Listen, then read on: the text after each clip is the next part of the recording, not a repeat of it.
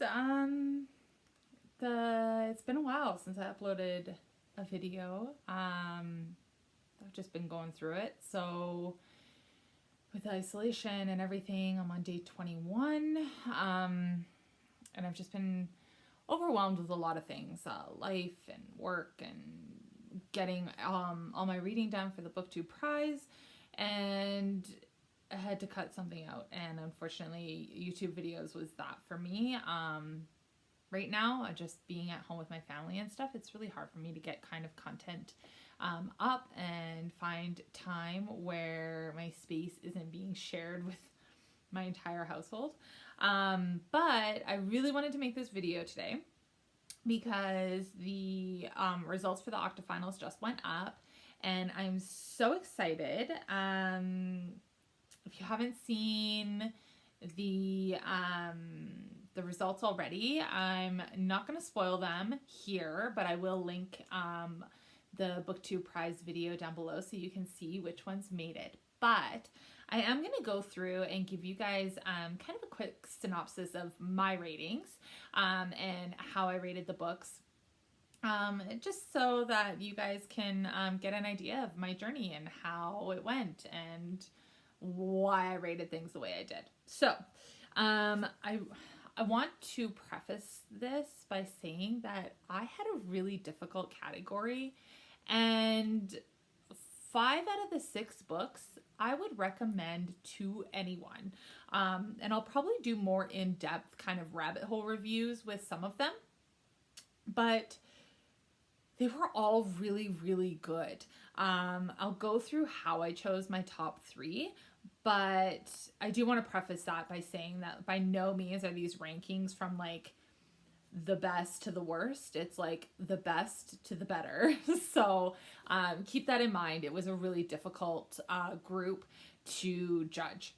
So with that, number 6, I ranked Thick by Tressie McMillan Cotton. This book was really, it was really challenging for me.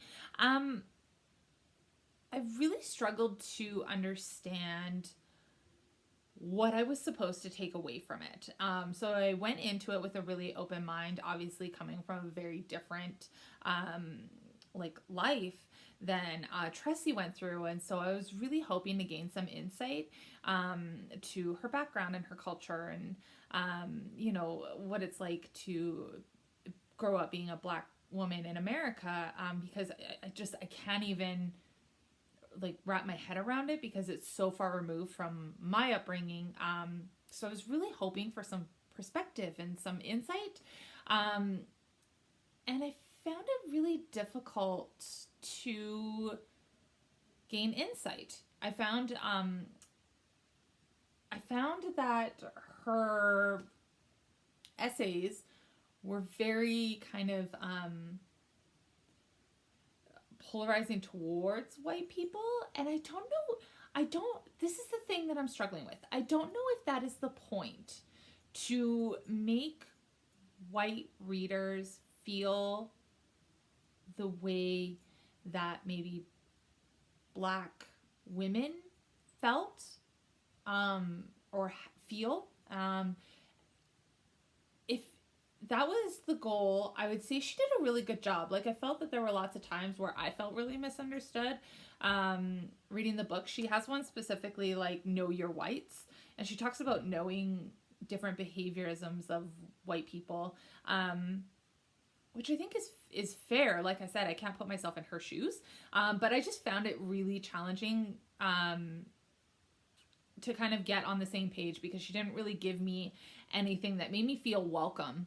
And again, I don't know if that was the point. If that was the point, I mean, it's a book I've thought about a lot. Like, it's probably the one where it's one that I would want to discuss with other people and gain more insight on, because it left me with more questions, which is amazing. And I think maybe that is the point, to ask questions and to talk about it. But for me, as somebody who, like, this is why I read nonfiction, is strictly for the fact that I want to know the purpose and what I was supposed to learn or take away. And I felt very unsatisfied with what I took away from Thick. So I do think that it is a very good book for discussion. It would be a great book for a book club because, well, make sure that you have the right people in the room because there's some very polarizing topics in here. And maybe I'll get into that in another video if people want to kind of discuss this one further. But I think that it would be a really good discussion book. But if you're a white person reading it just solely on its own, I just wasn't sure what I was supposed to take away. If I was supposed to learn something or if I was supposed to feel a certain way. And that left me kind of hanging, which is why I rated it 6. But I do think that it's a good book and it gets you thinking. So I was happy with it.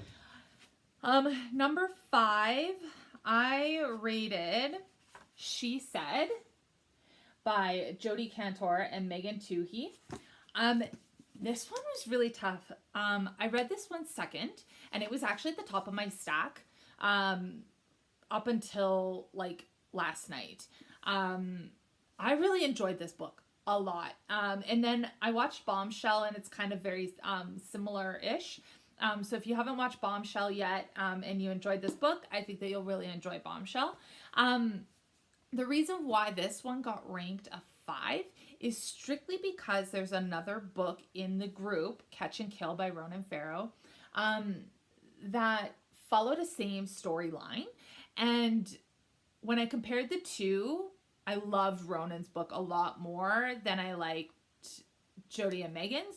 Not for anything other than I felt Ronan went really into detail on the corruption in the entertainment industry. And Jodi and Megan, they focus more on the women themselves and the empowerment of the women, which is amazing.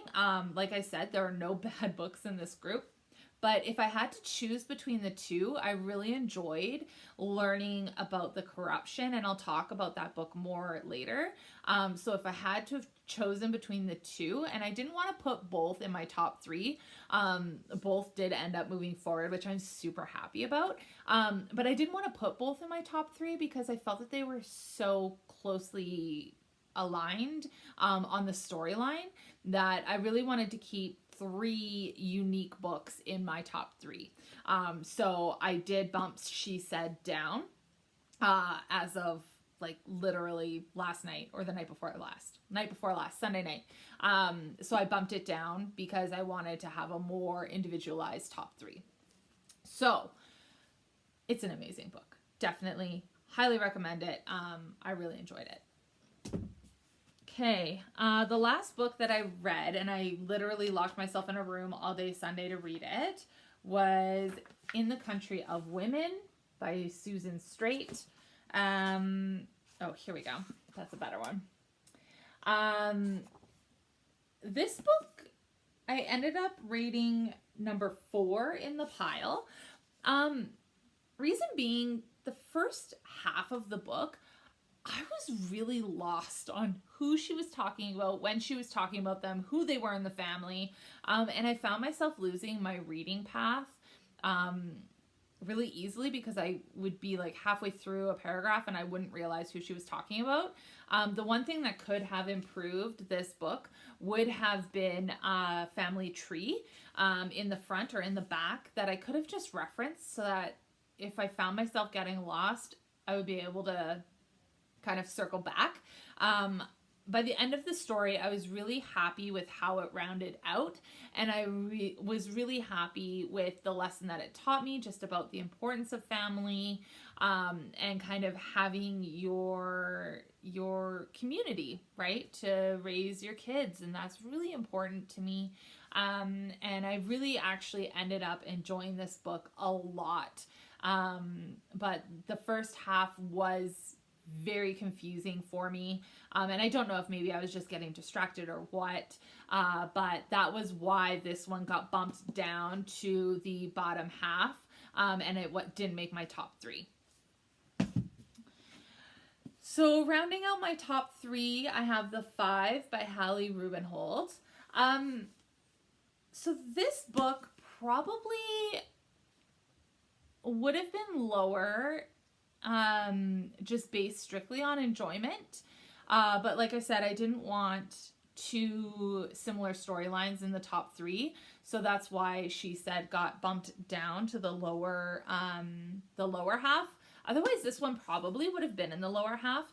So I enjoyed the book. I enjoyed the history of this book. I did find that Hallie obviously had an agenda, and she was really looking to prove that the victims of Jack the Ripper were not prostitutes. And I feel like she was doing that by any means necessary. And the biggest thing I find with history is sometimes you have to take the time frame into context. You can't bring history into today's world and make it fit. And so, although I totally understand the feeling of women empowerment and really wanting these women's stories to be told, I did appreciate that facet. What I didn't love as somebody who reads history often is her trying to rewrite the stories. Like, for all intents and purposes, in the late 19th century, these women really were prostitutes, and that was more broadly defined than it is today. I would liken it more to like streetwalkers or homeless women. It's tragic. I completely agree, but I don't think that you can define these women by today's definition of prostitutes. And try to go back and make the story fit.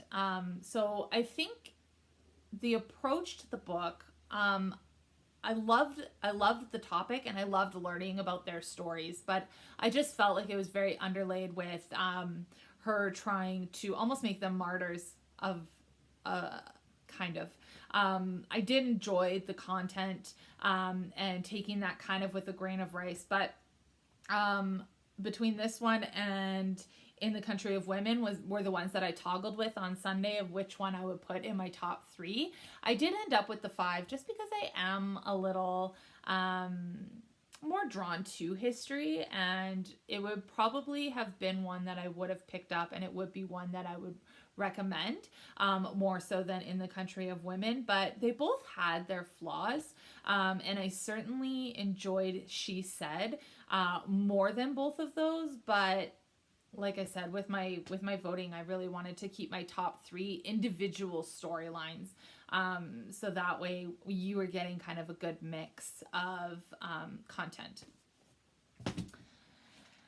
My number 2 book was Catch and Kill by Ronan Farrow. I loved this book.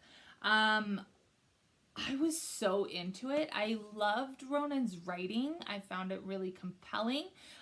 He put together the book really well. It flowed really nicely.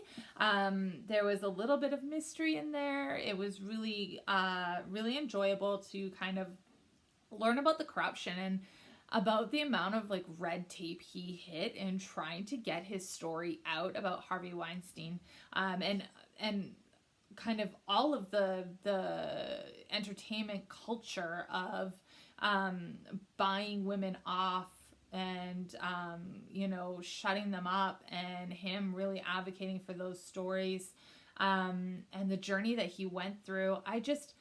I thought it was so well done, and I enjoyed learning of all of the different tricks that these guys have used over many, many years. And thank goodness things have finally come out, and thank goodness for the Me Too movement to really kind of bring to light some of these tactics that were used to protect men with ill intentions. And I have to applaud Ronan a lot as a man doing that story. I think he had a lot kind of going against him, and he really had to work to get the right quality of story, and he faced a lot of concerning situations. And I really enjoyed Catch and Kill. For that reason, I did enjoy She Said. I thought it was amazing, but like I mentioned, it's more, um, it, She Said was more aligned to the women and their stories and what they experienced and how they felt. And I really appreciated learning of those stories. But when I read Ronan, and I read this one after She Said, I read Catch and Kill after She Said, I found that he filled in so many gaps, and he really gave the full picture of everything that went on. You know, he had the women's stories, he had his story, he had corruption within NBC, he had corruption in the entertainment industry, he had his own mentors were protecting people. I loved it so much, which is why Catch and Kill ended up second in my top 3. And I would highly recommend it to anyone. Now for my top pick. It's obvious which one it is, but maybe You Should Talk to Someone by Lori Gottlieb. This is not a book I would have picked up normally. But it's a book, and I've said this before in past videos, it's a book that came at precisely the right time for me to really self-reflect in my everyday life. So I started reading this one right as the self-isolation and pandemic of COVID-19 hit, and I actually reached out to a therapist to kind of get me through it. I was feeling a little anxious, feeling really overwhelmed with being both a mom and working at home with my husband. It's a lot to take in. So I had actually reached out for help to talk through some of the things that I was experiencing. And I found reading Maybe You Should Talk to Someone, I found it helped me in my first few sessions because it really opened me up. It was a book that it made me really realize when I was getting defensive. And I think that I hope that it made me a better patient in that conversation, to really kind of chat through things and find help and be open to help. And that to me is just so important. And the fact that this book resonated so deeply with just life and right now and how I'm feeling, and it was very comforting in a very hard week. So that's why this one ended up being my first choice. It was the right book at the right time, and it stuck with me. So my top 3 ended up being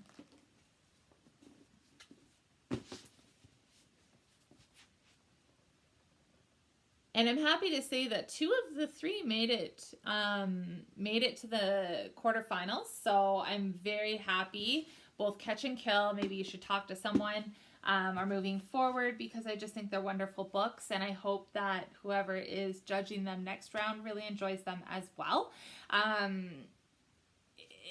It was a great experience, the Octafinals. I'm waiting to see if I'll end up in the quarterfinals, judging the quarterfinals. Right now, I'm on the wait list, so that is okay. Either way, I'm happy. Happy to take a break if that is the path that I take, and enjoy reading some books that I've been wanting to get at. And, you know, I'm happy to share in this experience again if that is in the plan too. So I'll wait and see, but I did want to update you guys on my thoughts and how I ranked my books and why I ranked them the way I did. I will go into some rabbit hole reviews with some of these, I think, because I did take a lot away from them. And I hope that I gave pretty good explanations here for why I chose the top 3 that I did.